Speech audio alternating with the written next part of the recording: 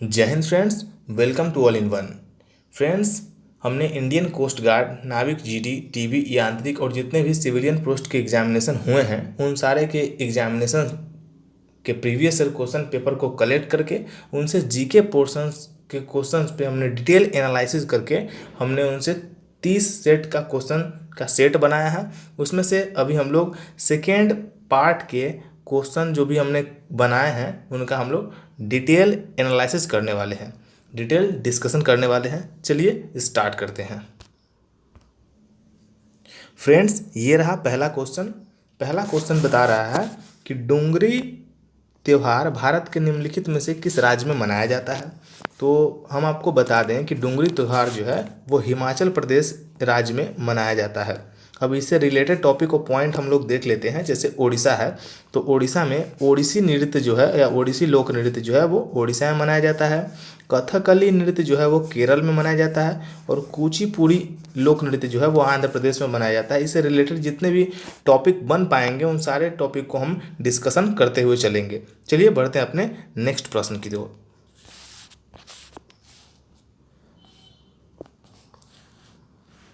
Friends, ये रहा second प्रश्न। सेकेंड प्रश्न क्या बता रहा है कि बुद्धदेव दास गुप्ता एक प्रसिद्ध संगीतकार हैं।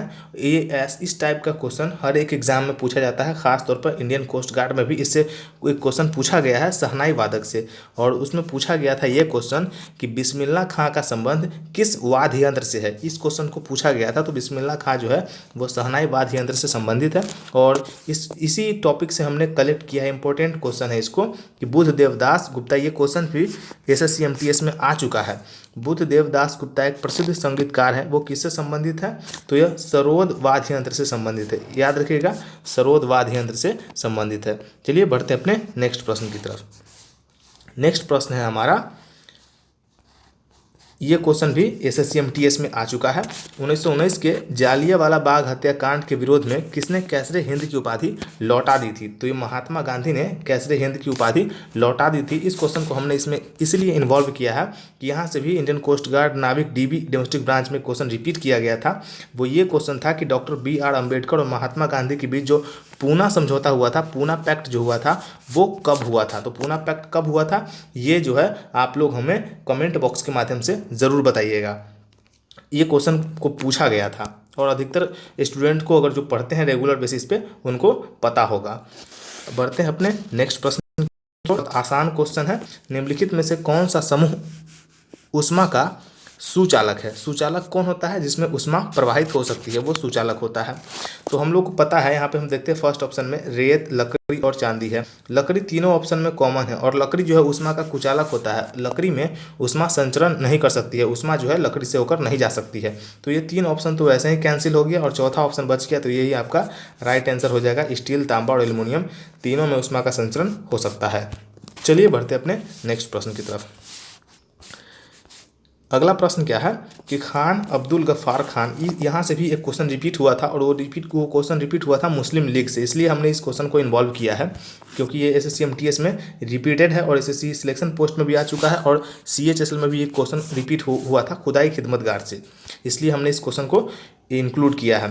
क्वेश्चन क्या पूछ रहा है, खान अब्दुल गफ्फार खान, जिन्हें बादशाह खान, फ्रंटियर गांधी के नाम से भी जाना जाता है। यहाँ पे एक चीज़ और नहीं दिया है, फ्रंटियर गांधी को ही सीमांत गांधी भी कहते हैं। खान अब्दुल गफ्फार खान को सीमांत गांधी भी कहा जाता है। इन्होंने गैर सरकारी संगठन का गठन किया था, उसका क्या नाम था? तो उसका नाम था खुदाई खिदमतगार। और इससे क्वेश्चन कोस्ट गार्ड में रिपीट हो चुके हैं। ये रिपीटेड क्वेश्चन है, समझिए कि प्रीवियस क्वेश्चन को हमने उठाकर यहाँ पे रख दिया है। अब बात करते हैं यहाँ से मुस्लिम लीग से। मुस्लिम लीग से क्वेश्चन रिपीट हुआ है। मुस्लिम लीग की स्थापना किसने और कब की थी, इसके बारे में भी आप लोगों को जानकारी होना चाहिए। तो मुस्लिम लीग की स्थापना 1906 में सफ़ीउल्लाह और आगा खान ने की थी। किसने की थी? सफ़ीउल्लाह और आगा खान ने भी मुस्लिम लीग की स्थापना की थी। अब आगे जो इनके ऑप्शंस पर जाते हैं उन पर भी हम थोड़ा सा डिस्कशन कर लेते हैं। खुदाई खिदमतगार की स्थापना तो ये फ्रंटियर गांधी या सीमांत गांधी ने की थी। अब बचता है उर्दू डिफेंस एसोसिएशन की स्थापना किसने और कब की थी। तो उर्दू डिफेंस एसोसिएशन स्थापना, इसकी स्थापना कब हुई थी? तो इसकी स्थापना हुई थी 1900 ईस्वी में। किसने की थी? तो इसकी स्थापना जो है मोहसिन उल मुल्क ने की थी। किसने की थी? मोहसिन उल मूल ने की थी। अब बात करते हैं चौथे, हिंदुस्तान सोशलिस्ट रिपब्लिकन एसोसिएशन, इसका शॉर्ट नेम HRA भी है। इसका शॉर्ट नेम क्या है? HRA। इसकी स्थापना किसने की थी? तो इसकी स्थापना जो है वो पश्चिम बंगाल के कुछ क्रांतिकारी थे, उन्होंने ही इसकी स्थापना की थी 1924 में, 1924 में इसकी स्थापना की गई थी। चलिए बढ़ते हैं अपने नेक्स्ट प्रश्न की तरफ। नेक्स्ट प्रश्न है कि पद्म पानी बोधित्सव किस गुफाओं में पाए जाने वाला एक भित्ति चित्र है। इसको अगला इंडियन कोस्ट गार्ड में जो है वो एलोरा की गुफा से क्वेश्चन को रिपीट किया गया था कि एलोरा की गुफाएं कहाँ है। तो बहुत इजी क्वेश्चन था कि महाराष्ट्र में है, अजंता की गुफाएं भी महाराष्ट्र में है, अजंता और एलोरा दोनों की गुफाएं जो है महाराष्ट्र में है। और इससे क्वेश्चन रिलेटेड क्वेश्चन बहुत इंपॉर्टेंट जो MTS में इस बार पूछा गया है, पद्म पानी बोधित्सव किस गुफाओं में पाया जाने वाला एक भित्ति चित्र है। ये यहाँ से क्वेश्चन बन सकता है, इसलिए हमने इस क्वेश्चन को इंक्लूड किया है, और वो अजंता गुफाओं में पाया जाने वाला एक भित्ति चित्र है। अब यहाँ से जो भी टॉपिक बनते हैं, यहाँ से आपको पूछा जा सकता है कि भीमबेटका की गुफाएं कहाँ हैं, बादामी गुफाएं कहाँ हैं, जोगीमारा की गुफाएं कहाँ हैं, अजंता की गुफाएं कहाँ हैं। तो अजंता की गुफाएं जो है और एलोरा की वो महाराष्ट्र में है। जोगीमारा की गुफाएं जो है वो छत्तीसगढ़ में है, याद रखिएगा कहाँ है जोगीमारा की गुफाएं, वो छत्तीसगढ़ में है। भीमबेटका कहाँ है? भीमबेटका की गुफाएं, भीमबेटका जो है वो मध्य प्रदेश में है, MP में है, मध्य प्रदेश में, याद रखिएगा। और बादामी की गुफाएं कहाँ है? बादामी की गुफाएं जो है आपका कर्नाटक में है, याद रखिएगा। बादामी गुफाएं कहाँ है आप लोगों का? कर्नाटक में है। चलिए बढ़ते हैं अपने नेक्स्ट प्रश्न की ओर।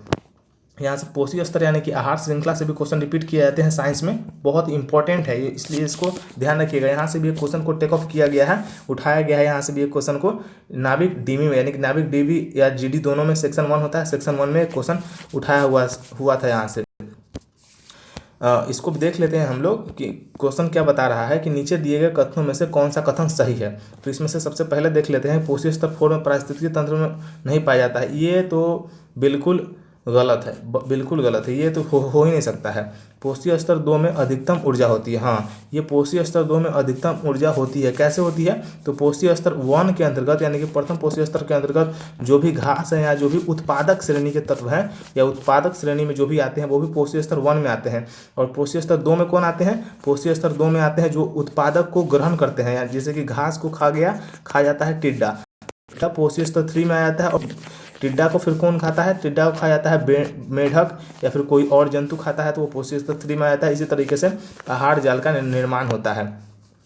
तो इसका सही जवाब हो जाएगा पोषी स्तर 1 में अधिकतम ऊर्जा होती है। चलिए बढ़ते हैं अपने नेक्स्ट प्रश्न की ओर। नेक्स्ट प्रश्न है, तंजौर में राजराजेश्वर मंदिर किस हिंदू देवी देवता को समर्पित है। तो ये जो है भगवान शिव का मंदिर है। राजराजेश्वर मंदिर जो है वो तंजौर में है, जो कि महादेव को समर्पित है, भगवान भोले शिव को। चलिए बढ़ते अपने नेक्स्ट प्रश्न की ओर। नेक्स्ट प्रश्न भी इम्पोर्टेंट और यहाँ से मतलब कि यहाँ से क्वेश्चन को रिपीट किया गया था इंडियन कोस्ट गार्ड में। वो क्या क्वेश्चन था वो हम बता रहे हैं आप लोगों के। जनसंख्या घनत्व से क्वेश्चन था, यहाँ तो सिर्फ जनसंख्या है और वो जनसंख्या घनत्व से क्वेश्चन था कि सर्वाधिक जनसंख्या घनत्व वाला राज्य कौन सा है। तो सर्वाधिक जनसंख्या घनत्व वाला राज्य बिहार है, वो आप लोगों को पता ही होगा। और जनसंख्या की दृष्टि से बिहार तीसरा स्थान पर भी आता है। और यहाँ हमने इस क्वेश्चन को इसलिए रिपीट किया है क्योंकि ये selection post SSC selection post में और ये CHSL एग्जाम में भी ये क्वेश्चन रिपीट किया गया है, इसलिए हमने वहां से इसको टेक ऑफ किया है, रिलेटेड हमको लगा इसलिए। चलिए क्वेश्चन क्या कहता है, 2011 की जनगणना के अनुसार निम्नलिखित में से किस राज्य में भारतीय जनसंख्या का प्रतिशत सबसे कम था। क्या पूछा हुआ है? सबसे कम आपका कौन सा हो जाएगा? सिक्किम हो जाएगा। सबसे कम कौन हो जाएगा? सिक्किम हो जाएगा। और सबसे अधिक हो जाएगा उत्तर प्रदेश। सबसे अधिक अगर पूछे तो उत्तर प्रदेश हो जाएगा। 2 नंबर पे कौन हो जाएगा? यानी कि दूसरे नंबर पर आ जाता है महाराष्ट्र, तीसरे नंबर पे आ जाता है बिहार और चौथे नंबर पे क्या आ जाता है? वेस्ट बंगाल। चौथे नंबर पे आ जाता है वेस्ट बंगाल। सबसे 1 नंबर पे है उत्तर प्रदेश, 2 नंबर पे महाराष्ट्र, 3 नंबर पे बिहार, 4 नंबर पे वेस्ट बंगाल और सबसे अंत में आ जाता है सिक्किम। चलिए बढ़ते अपने नेक्स्ट प्रश्न की ओर। नेक्स्ट प्रश्न क्या कह रहा है कि अरवली जल संसद। अब देखिए यहाँ संसद से ये मत समझ लिए कोई पार्लियामेंट है, ये कोई पार्लियामेंट नहीं है, ये एक योजना है अरवली जल संसद। ये कहाँ एक जल प्रबंधन कार्यक्रम है, कहाँ जो है चलाया गया है? तो ये राजस्थान में कहाँ चलाया गया है, याद रखिएगा राजस्थान में। इस क्वेश्चन को लेकर बहुत कन्फर्म मतलब कि क्या बोलते हैं कन्फ्यूजन रहता है बहुत सारे स्टूडेंट्स को, क्योंकि ये संसद लगा दिया है तो कोई ये मतलब कि इंस्टीट्यूट या किसी तरह का ऐसा तो कुछ नहीं है, लेकिन यहाँ पे साफ साफ बताया गया कि जल प्रबंधन है और ये राजस्थान में स्टार्ट हुआ था 2 साल पहले। और अभी तक ये क्वेश्चन 3 बार रिपीट हो चुका है एसएससी में। आप लोग ध्यान रखिएगा, हमने इस क्वेश्चन को इसीलिए इसमें इंक्लूड किया है कि ये 3 बार क्वेश्चन रिपीट हो चुका है, इसलिए बहुत इंपॉर्टेंट क्वेश्चन ये बन जाता है। नेक्स्ट क्वेश्चन देख लेते हैं। यह पाश्चुरीकरण से क्वेश्चन पूछा गया है कि इस यहाँ से भी एक क्वेश्चन रिपीट हुआ था, वो क्वेश्चन भी हम आप लोगों को बताएंगे। पाश्चुरीकरण की प्रक्रिया में दूध को किस तापमान पर 15 से 30 डिग्री सेल्सियस तक उबाला जाता है। पाश्चुरीकरण की प्रक्रिया में दूध को किस तापमान पर 15 से 30 डिग्री सेल्सियस तक उबाला जाता है, तो वो है 72 डिग्री सेल्सियस पर। 72 यानी कि 72 डिग्री सेल्सियस पर दूध को 15 से 30 डिग्री तक उबालने पर वो पाश्चुरीकरण की प्रक्रिया में पाश्चुरीकरण की प्रक्रिया होती है दूध को लेकर। ये बात ध्यान रखिएगा आप लोग कि पाश्चुरीकरण की प्रक्रिया में दूध को 15 से 30 डिग्री सेल्सियस पर 72 डिग्री सेल्सियस पर 15 से 30 सेकंड तक उबाला जाता है। यहाँ से क्वेश्चन क्या बन रहा था, हाँ यहाँ से एक क्वेश्चन ये बनता है कि मतलब कि सेंटीग्रेड को केल्विन में चेंज कैसे किया जाता है, कि ये आप लोग एक बार देख लीजिएगा। वहाँ पे पूछा गया था कि 212 डिग्री सेल्सियस को केल्विन में बताएं। ये क्वेश्चन था, कोस्ट गार्ड ने पूछा। भाई इस क्वेश्चन को आप लोग अच्छे से देख लीजिएगा, नहीं तो इस नेक्स्ट वीडियो में हम इसको इंक्लूड कर देंगे। अब यहाँ से क्वेश्चन है 12 नंबर क्वेश्चन में, प्रोपेन और ब्यूटेन निम्नलिखित में से किस गैस का मुख्य घटक है। ये क्वेश्चन भी रिपीटेड है, ये क्वेश्चन भी हमने CHSL के पेपर से इसको हमने टेक ऑफ किया है, और इस क्वेश्चन से भी एक क्वेश्चन रिलेटिव था, वो CNG से क्वेश्चन पूछा गया था। शुरुआत में CNG से क्वेश्चन पूछा गया था। हम इसमें LPG का ये क्वेश्चन जो पूछा है, जो हम इसको उसमें इंक्लूड कर लिए हैं। ये जो है प्रोपेन और ब्यूटेन जो है वो LPG का मुख्य घटक है। किसका है, LPG का मुख्य घटक। अब चलिए बात कर लेते हैं कि CNG का मुख्य घटक क्या है। और ये दोनों जो नया गैस का नाम उसमें दिया हुआ है, इस गैस का नाम हमने तो पहले कभी सुना भी नहीं था। CNG का मुख्य घटक के बारे में आप लोग कमेंट बॉक्स में बता दीजिएगा, लेकिन हम आपको बता दे रहे हैं कि CNG का मुख्य घटक क्या है, वो है मीथेन। क्या है, वो है मीथेन है। चलिए बढ़ते हैं अपने नेक्स्ट प्रश्न की ओर। नेक्स्ट प्रश्न भी अच्छा खासा है। 13वां नंबर प्रश्न है कि भारत के संविधान का कौन सा अनुच्छेद यह घोषणा करता है कि उच्चतम न्यायालय का स्थान सीट दिल्ली में होगा। ये कौन सा अनुच्छेद इसकी घोषणा करता है, आप लोग सबसे पहले कमेंट में बताने का प्रयास कीजिए कि इसका कौन सा अनुच्छेद जो है, कौन सा अनुच्छेद के तहत इसका हाई कोर्ट जो है वो क्या बोलते हैं दिल्ली में इसका स्थान है। यानी कि कहने का मतलब है कि ये कॉन्स्टिट्यूशन में ये लगाया गया है, बताया गया है, आर्टिकल इसकी रिगार्डिंग बना दिया गया है कि हाई कोर्ट जो है यानी कि सुप्रीम कोर्ट जो है वो दिल्ली में ही होगा। सुप्रीम कोर्ट दिल्ली में ही होगा। तो ये कौन से आर्टिकल के तहत है, अनुच्छेद 130 के तहत है। ये आप लोग ध्यान रखिएगा, अनुच्छेद आर्टिकल 130 के लेकर ही 130 अनुच्छेद 130 इसको आदेश देता है कि उच्चतम न्यायालय जिसको सुप्रीम कोर्ट कहा जाता है, यह इसका स्थान जो है वो हमेशा दिल्ली में ही बनेगा, इसका स्थान चेंज नहीं होगा। चलिए बढ़ते हैं अपने नेक्स्ट प्रश्न की तरफ। 14वां नंबर प्रश्न क्या कहता है, लाड़ू काज मुख्य रूप से डैश के गोंडों द्वारा मनाया जाने वाला त्यौहार है। ये एक लोक नृत्य है लाड़ू काज लोक नृत्य है, जो कि फिलहाल के एग्जाम में पूछा गया है। वो SSC head constable ministerial exam में पूछा गया है कि लाड़ू काज मतलब किस जनजाति द्वारा मनाया जाता है। तो किस जनजाति द्वारा मनाया जाता है, और ऊपर से गोंडो जनजाति द्वारा मनाया जाता है, ये यहाँ पे ही हो गया। और उसके बाद किस स्टेट में मनाया जाता है, इस क्वेश्चन को हमें इंपॉर्टेंट लगा, इसलिए हमने इसको इसमें इंक्लूड कर लिया है। तो आप लोग सबसे पहले कमेंट बॉक्स में बताइएगा, जिन भी कैंडिडेट्स को पता होगा, जिन भी स्टूडेंट को पता होगा, वो पहले कमेंट बॉक्स के माध्यम से कमेंट बॉक्स में बता दीजिएगा। वीडियो को पॉज करके उसके बाद यहाँ देख लीजिएगा कि सही उत्तर क्या है।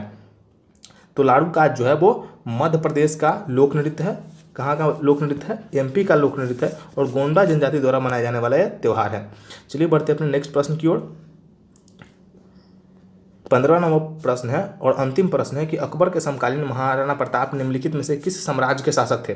तो आप लोग जानते होंगे महाराणा प्रताप के बारे में, क्योंकि यह मेवाड़ के शासक थे, मेवाड़ के शासक थे और अकबर के समकालीन थे। क्यों समकालीन थे? क्योंकि अकबर से ये युद्ध में हार गए थे। और अकबर और महाराणा प्रताप के बीच हल्दी घाटी का युद्ध हुआ था।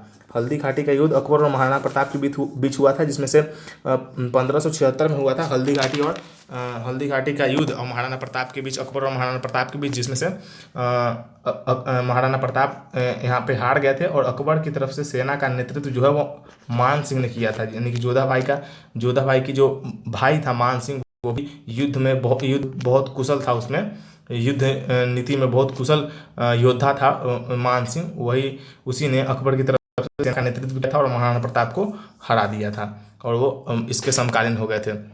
चलिए फ्रेंड्स, मिलते हैं वीडियो के पार्ट 3 में। वीडियो पसंद आए तो लाइक करके अपने दोस्तों के साथ ज़्यादा से ज़्यादा शेयर कीजिएगा। चैनल पर नए हैं तो सब्सक्राइब जरूर कीजिएगा। Thank you for watching.